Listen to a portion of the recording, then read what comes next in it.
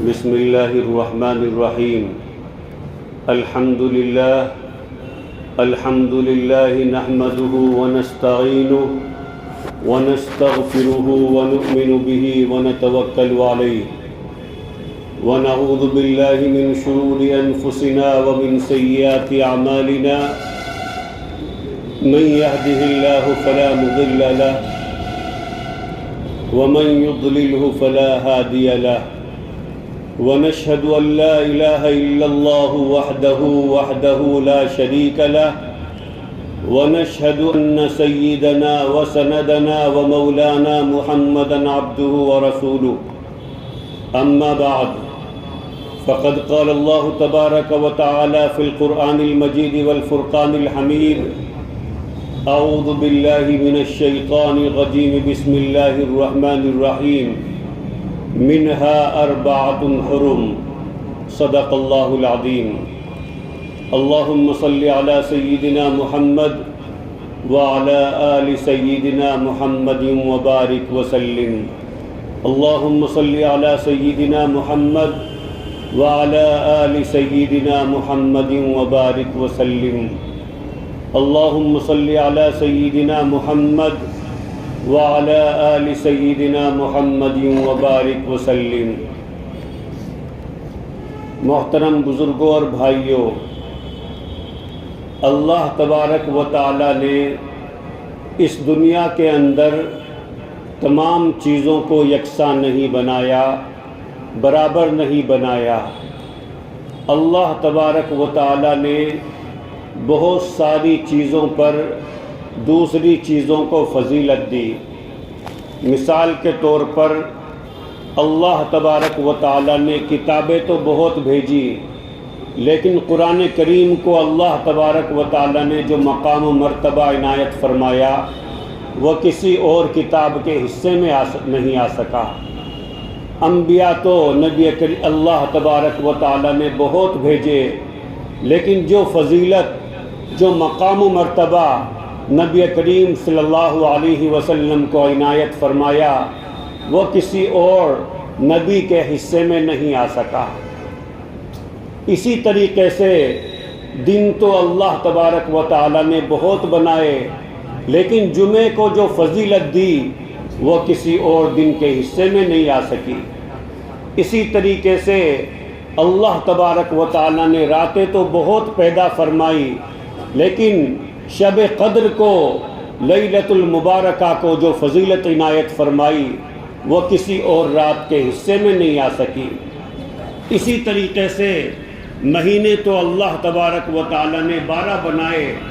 لیکن جو فضیلت اللہ تبارک و تعالی نے رمضان المبارک کو عنایت فرمائی وہ کسی اور مہینے کے حصے میں نہیں آ سکی۔ رمضان المبارک ہی کی طرح ابھی کل سے یا پرسوں سے جو مہینہ شروع ہو رہا ہے محرم الحرام کا مہینہ، یہ مہینہ بھی اللہ تبارک و تعالیٰ کے یہاں بہت زیادہ مقام و مرتبہ رکھتا ہے، اور اس کی بہت ساری وجوہات ہیں۔ ایک وجہ تو یہ ہے کہ ہمارا جو اسلامی کیلنڈر شروع ہوتا ہے، ہمارا جو اسلامی سال شروع ہوتا ہے وہ اسی محرم کے مہینے سے شروع ہوتا ہے۔ جیسے انگریزی مہینہ جنوری سے شروع ہوتا ہے، اسی طریقے سے ہمارا مہینہ محرم کے مہینے سے شروع ہوتا ہے ہمارا سال۔ اس سے پہلے جب تک اسلامی مہینہ اسلامی ہجری تاریخ سے متعین نہیں ہوا تھا، اس سے پہلے جو مکے کے کافر تھے وہ بہت سارے اعتبار سے اپنا سال منایا کرتے تھے، اپنی تاریخ کا حساب لگایا کرتے تھے۔ کوئی عام الفیل کے حساب سے مناتا تھا، اور مسلمان جو اپنی تاریخ کو شمار کرتے تھے وہ نبی کریم صلی اللہ علیہ وسلم کے آخری خطبے حجۃ الوداع کے موقع پر جو آپ نے ارشاد فرمایا تھا اس کی تاریخ کے اعتبار سے، اور کچھ مسلمان نبوت کی تاریخ کے اعتبار سے، نبوت کے سال کے اعتبار سے اپنی تاریخ کو جو ہے یاد کیا کرتے تھے۔ لیکن جب حضرت عمر رضی اللہ تعالیٰ عنہ کا زمانہ آیا اور اللہ تبارک و تعالیٰ نے اسلام کو بہت وسعت دی، بہت ساری بڑی بڑی سلطنتیں اسلام کی زیر نگی آئی تو حضرت عمر رضی اللہ تعالی عنہ نے صحابہ کرام سے مشورہ کیا کہ اسلامی تاریخ کس اعتبار سے رکھی جائے. تو صحابہ کرام کے ساتھ مشورہ کر کے یہ طے پایا کہ ہمارا جو سال ہوگا وہ ہجری تاریخ سے ہوگا، یعنی نبی کریم صلی اللہ علیہ وسلم نے مکہ مکرمہ سے مدینہ منورہ جو ہجرت فرمائی اس ہجری تاریخ کے اعتبار سے ہم اپنی تاریخ کا شمار کریں گے. اور اسی کے ساتھ یہ طے پایا کہ ہمارا جو مہینہ شروع ہوگا، ہمارا جو سال شروع ہوگا وہ محرم الحرام کے مہینے سے ہوگا. یہ تو اس کی تاریخ کے اعتبار سے فضیلت ہوئی. اسی طریقے سے محرم الحرام کی فضیلت یہ ہے کہ اللہ تبارک و تعالی نے اس کے اندر مسلمانوں کو ابتدائی اسلام کے اندر بھی جنگ و جدل سے منع فرمایا، قتال کرنے سے منع فرمایا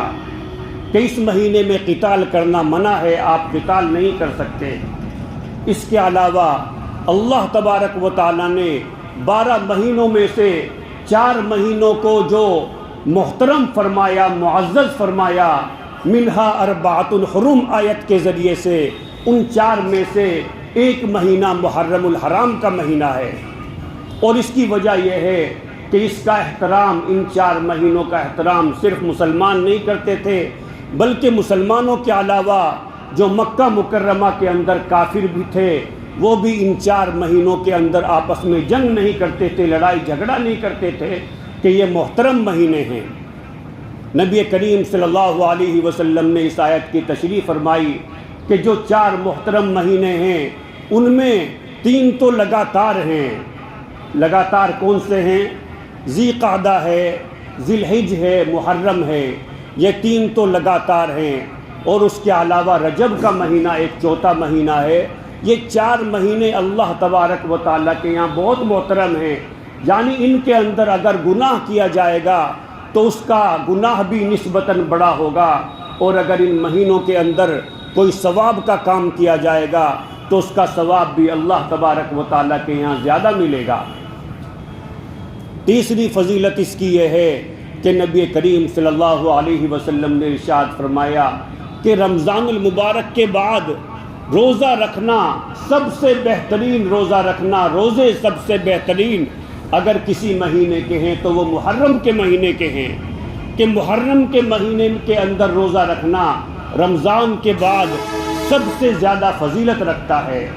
اگر نفلی روزے رکھنے ہیں تو محرم کے مہینے میں رکھے جائیں کہ اس کا ثواب اللہ تبارک و تعالیٰ کے یہاں سب سے زیادہ ہے. بلکہ ایک حدیث میں تو یہاں تک فرمایا گیا کہ اس کے محرم الحرام کے اندر ایک روزہ رکھنا 1 سال کے روزے رکھنے کے برابر ہے. اور اس کے اندر ایک خاص دن ہے عاشورہ کا دن. 10ویں محرم کی جو تاریخ ہوتی ہے تو 10ویں محرم کو عاشورہ کا دن کہا جاتا ہے. جب نبی کریم صلی اللہ علیہ وسلم مکہ مکرمہ سے ہجرت کر کے مدینہ طیبہ زادہ اللہ شرفا وعظما کے اندر پہنچے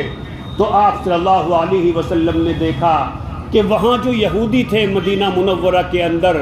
وہ عاشورہ کے دن یعنی محرم کی 10 تاریخ کو روزہ رکھتے تھے. تو نبی کریم صلی اللہ علیہ وسلم نے ان سے پوچھا کہ آپ لوگ 10ویں تاریخ کو عاشورہ کے دن روزہ کیوں رکھتے ہیں؟ تو انہوں نے بتایا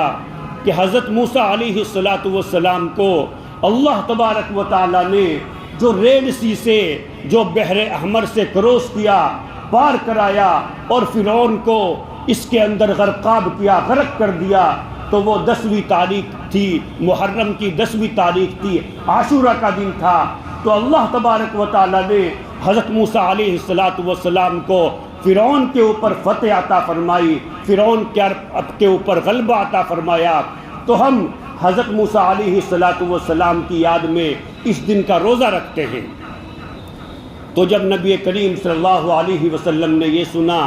تو آپ نے ارشاد فرمایا کہ ہمارا تعلق تمہارے سے حضرت موسیٰ علیہ السلام سے زیادہ ہے کہ ہم بھی ان کو اللہ تبارک و تعالیٰ کا پیغمبر مانتے ہیں. وہ پیغمبر ہونے کے اعتبار سے میرے بھائی ہیں. ہمارا تعلق، مسلمانوں کا تعلق ان سے، تم یہودیوں سے زیادہ ہے. اس لیے آپ نے عاشورے کا دن روزہ رکھنے کا مسلمانوں کو حکم دیا، اور رمضان المبارک کے روزے فرض ہونے سے پہلے 10ویں محرم کا روزہ یعنی عاشورہ کا روزہ فرض تھا۔ سب مسلمان اس کو فرض سمجھ کر کے رکھا کرتے تھے، لیکن جب اللہ تبارک و تعالیٰ نے مسلمانوں کو رمضان المبارک کا تحفہ عطا فرمایا تو عاشورہ کے دن کے روزے کی جو فرضیت تھی وہ ثابت ہو گئی۔ اب فرض صرف رمضان کے روزے ہیں، رمضان کے علاوہ کسی دن کا روزہ فرض نہیں۔ لیکن 10ویں محرم کا جو روزہ پہلے فرض تھا وہ روزہ فرضیت تو اس کی ثابت ہو گئی، لیکن سنت باقی رہی کہ نبی کریم صلی اللہ علیہ وسلم رمضان المبارک کے بعد بھی 10ویں محرم کا روزہ رکھتے رہے۔ لیکن حضور نے اس کے ساتھ ساتھ ایک اور بات ارشاد فرمائی کہ 10ویں محرم کا روزہ رکھنا سنت ہے، لیکن چونکہ یہودی بھی اس دن روزہ رکھتے ہیں تو میں مسلمانوں کو مشورہ دیتا ہوں کہ وہ ایک دن پہلے یا ایک دن بعد بھی اس سے روزہ رکھیں۔ یعنی جو لوگ 10ویں محرم کو روزہ رکھنا چاہتے ہیں اور اس کی فضیلت کو حاصل کرنا چاہتے ہیں، جس کی فضیلت یہ ہے کہ جو آدمی 10ویں محرم کو روزہ رکھے گا اس کے 1 سال کے گناہ کو اللہ تبارک و تعالیٰ معاف فرما دے گا، تو اس کو چاہیے کہ وہ اس سے ایک دن پہلے روزہ رکھے، یعنی 90 تاریخ کو بھی روزہ رکھے، یا 90 کو نہیں رکھ سکا تو 10ویں کو اصل رکھنا ہے اور اس کے ساتھ ساتھ 11ویں تاریخ کو بھی ملا لے۔ ایک اور اہم بات جو اس 10ویں دن کے اعتبار سے، عاشورہ کے دن کے اعتبار سے، محرم کی 10ویں تاریخ کے اعتبار سے نبی کریم صلی اللہ علیہ وسلم نے ارشاد فرمائی، وہ یہ ہے کہ جو آدمی اپنے اہل و عیال پر، اپنے گھر والوں کے اوپر خرچ کرنے میں وسعت کرے گا، خرچ کرنے میں کشادہ دلی سے کام لے گا، تو اللہ تبارک و تعالی پورے سال اس پر جو ہے رزق کو وسیع فرمائیں گے۔ یعنی 10ویں تاریخ کو مسلمانوں کو چاہیے کہ وہ اپنے گھر میں نسبتاً اچھا کھانا بنائیں۔ اگر اپنے گھر والوں کو خرچ کرنے کے لیے، روزانہ کھانا بنانے کے لیے 100 روپے دیتے ہیں تو اس دن چاہیے کہ 200 روپے دے دے یا 150 روپے دے دے یا کم سے کم 120 روپے دے دے۔ یا جو کھانا بنتا ہے گھر میں جیسا بنتا ہے، اگر مان لیجئے دال بنتی ہے تو اس سے کچھ اچھا بنا لے، تو جو بھی آدمی اس دن اچھا کھانا بنائے گا دوسرے دنوں کے مقابلے، اپنے گھر والوں کے اوپر دوسرے دن کے مقابلے زیادہ خرچ کرے گا تو اس کی برکت یہ ہوگی، نبی کریم صلی اللہ علیہ وسلم نے ارشاد فرمایا کہ اس دن کی برکت سے، ایک دن اپنے اہل و عیال پر زیادہ خرچ کرنے کی برکت سے اللہ تبارک و تعالی پورے سال اس کے رزق کو وسیع فرمائیں گے۔ ہم پورے سال رزق کے لیے پریشان رہتے ہیں، لیکن اللہ تبارک و تعالی نے ایک آسان طریقہ یہ بھی بتایا کہ 10ویں تاریخ کو اپنے گھر والوں کے اوپر وسعت سے خرچ کرو تو اللہ تبارک و تعالی پورے سال آپ کو زیادہ روزی عطا فرمائیں گے۔